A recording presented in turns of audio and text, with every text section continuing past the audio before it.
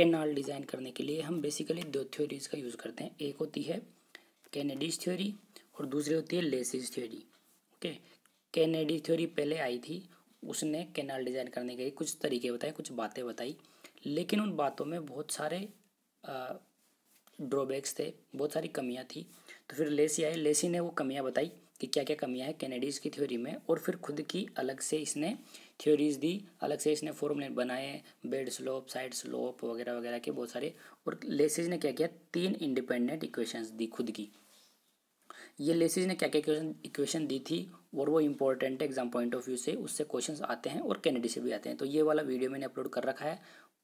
इस 3 independent equation के बाद में भी इनसे कुछ डिराइव करके silt factor, wetted parameter, perimeter, ये सारे भी कैलकुलेट करके मैंने वहाँ पर फॉर्मूले बता दिए थे आपको, है ना। तो ये तो मैंने वीडियो अपलोड कर दिया। इस वीडियो में हम कैनेडी के रिलेटेड 2 फॉर्मूले हैं, उन दोनों फॉर्मूलों को हम देखेंगे। एक होता है क्रिटिकल वेलोसिटी का और एक होता है mean critical velocity.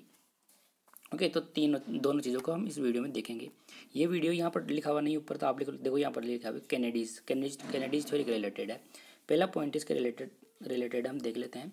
कैनेडीज introduce the term critical velocity V naught which keeps channel free from silting and scouring. Silting and scouring का मतलब क्या है, ये मीन क्रिटिकल वेलोसिटी वो वेलोसिटी होती है जहाँ पर जब आपका किसी कैनाल में पानी का फ्लो हो रहा है तो उसमें जो पानी में कुछ पार्टिकल्स मिले हुए हैं, सॉइल पार्टिकल्स है, वो उसमें सिल्टिंग में नहीं हो उनकी, मतलब वो बेड के ऊपर बैठे भी ना, और जो साइड बेड है उसका कैनाल का, उसमें से कुछ स्काउरिंग भी नहीं हो, मतलब वहाँ से वो मिट्टी उसके साथ भी नहीं ले जाए फ्लो। तो उसी वेलोसिटी को हम क्या बोलते हैं, क्रिटिकल वेलोसिटी बोलते हैं। और उसका फॉर्मूला दिया किसने, कैनेडी ने एक, वो क्या होता है, V naught is equals to 0.55 my⁴ 0.64। इसमें कौन सी चीज़ क्या होती है ये हम देख लेते हैं।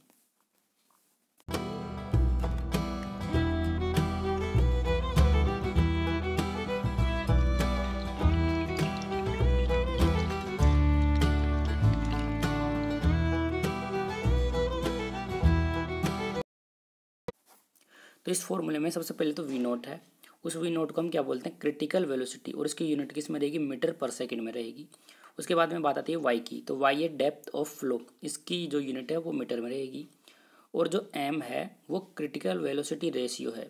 अगर आपको वो कोई न्यूमेरिकल पूछेगा तो सीधी क्वेश्चन में वैल्यू देगा आपको एम की, कि आपको एम की कितनी वैल्यू लेनी है, 99% तक ऐसे ही होगा। लेकिन इसके आगे भी कुछ बात है, वो आप ध्यान रखना कि एम की जो वैल्यू होती है वो डिपेंड करती है टाइप ऑफ सॉइल के ऊपर। इस फॉर्मूले को दे सकता है वो न्यूमेरिकल में, और ऐसे बोल सकता है क्वेश्चन में, और ऐसे बोल सकता है कि एम किसके ऊपर डिपेंड करता है। तो आपको पता लेना चाहिए, जो एम है क्रिटिकल वेलोसिटी रेशियो है, वो टाइप ऑफ सॉइल के ऊपर डिपेंड करता है। अगर आपकी कोर्स सॉइल है तो एम की वैल्यू 1 से बड़ी होगी, और अगर फाइन सॉइल है तो एम की वैल्यू 1 से छोटी होगी। रेंज आप इसको देख सकते हो कि कोर्स सॉइल के लिए रेंज 1 to 1.5 है, और फाइन के लिए 0.7 to 1 है, 0.7 to 1 इसकी वैल्यू है।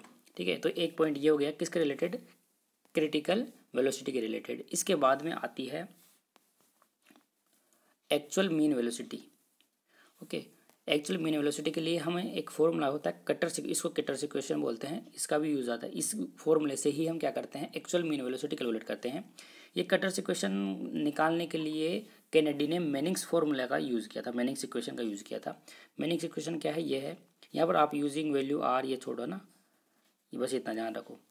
बाकी क्या स्टेप्स हैं ये हम नहीं पढ़ रहे हैं, बाकी के मैं क्या है जहाँ जो इंपॉर्टेंट चीज़ है वही बता रहा हूँ यहाँ पर। बाकी हम जब इरिगेशन डिटेल से पढ़ेंगे वहाँ पर आपको हर चीज़ पता लग जाएगी। अभी कहाँ कहाँ से इंपॉर्टेंट क्वेश्चंस, इंपॉर्टेंट पार्ट है, कहाँ कहाँ से क्वेश्चंस आ रहे हैं या फिर कहाँ से आए हुए हैं और कहाँ से आ सकते हैं, उन चीज़ों को हम डिस्कस कर रहे हैं।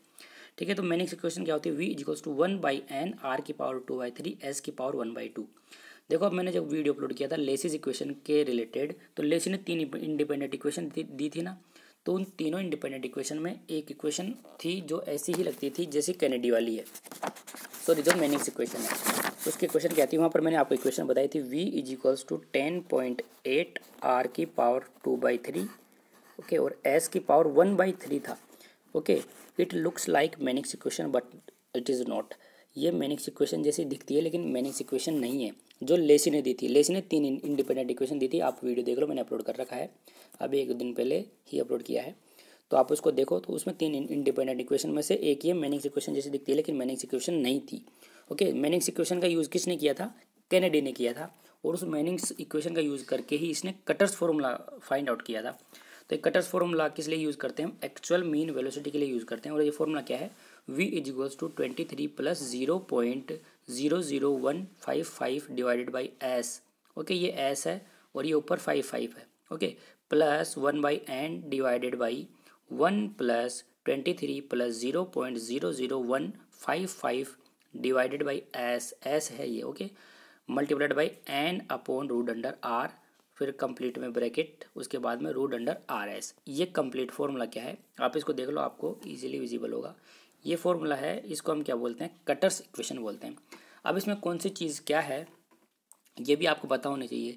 देखो यहाँ से यहाँ तक का पार्ट, ये जो पार्ट है ये होता है सी, इसमें लिखा हुआ नहीं है, मैं बता देता हूँ, ये होता है सी। इसको हम बोलते हैं कटर्स वेलोसिटी कोफिशिएंट, मतलब मीन वेलोसिटी की अगर हम बात करें, एक्चुअल मीन वेलोसिटी की बात करें, ये जो एक्चुअल मीन वेलोसिटी है इसको हम सिंपली ऐसे लिख सकते हैं C root under R S. Actual में कटर्स फॉर्मूला ये इस तरीके से भी लिख सकते हैं हम। ओके, तो बात करें कि सी की वैल्यू क्या होगी, तो सी की वैल्यू ये इतनी होगी, जो ये इतनी, ये सी होती है। और इस सी को हम क्या बोलते हैं? Cutters velocity coefficient. उसके बाद में बात आती है आर की। तो आर क्या होता है? आर होता है हाइड्रोलिक रेडियस। और हाइड्रोलिक रेडियस हम कैसे कैलकुलेट करते हैं? देखो यहाँ पर वापस लिख देता हूँ। आर हाइड्रोलिक क्या होता है? हाइड्रोलिक रेडियस होता है R is equals to A upon P होता है, मतलब area divided by wetted perimeter. Okay, उसके बाद में क्या आ गया? एस आ गया। एस होता है आपका बेड स्लोप होता है। तो ये सारी चीज़ें आपको पता लगी कि आर क्या होता है। एन मैंने नहीं बताया। एन क्या होता है यहाँ पर? एन भी ध्यान रखना आप। एन होता है आपका कटर्स रुगोसिटी कोफिशिएंट फैक्टर बोल दो आप, कटर्स, फिर RUGOSITY, कटर्स रुगोसिटी फैक्टर, ये एन होता है। अगर आपको एन की वैल्यू गिवन नहीं हो तो आपको क्या लेना है? 0.023। ठीक है, वैसे इसके ऊपर न्यूमेरिकल नहीं आएगा, आपको सिंपली कटर्स इक्वेशन पूछेंगे कि कटर्स इक्वेशन क्या होती है, तो आपको ये ध्यान रखना है। एक बार वापस मैं बता देता हूँ, कैनेडी के रिलेटेड आपको दो चीज़ें ध्यान रखनी है। एक तो होती है क्रिटिकल वेलोसिटी। क्रिटिकल वेलोसिटी का फॉर्मूला क्या होता है? V0 is equals to 0.55 m/(y)⁴। उसके बाद में आपको ध्यान रखना है कटर्स इक्वेशन। और कटर्स इक्वेशन हम क्यों यूज़ करते हैं? कटर्स इक्वेशन हम एक्चुअल मीन वेलोसिटी के लिए यूज़ करते हैं और उसका फॉर्मूला आपके सामने यहाँ पर गिवन है। इसके रिलेटेड जो भी बातें थी मैंने आपको बता दी। एक वीडियो को वापस से देख लो, दोनों फॉर्मूलों को आपकी कॉपी में एक पेपर में लिखो और उसको एक बार याद करना इंपॉर्टेंट पार्ट है। यहाँ से क्वेश्चंस आ सकते हैं 101%। Thank you for watching this video.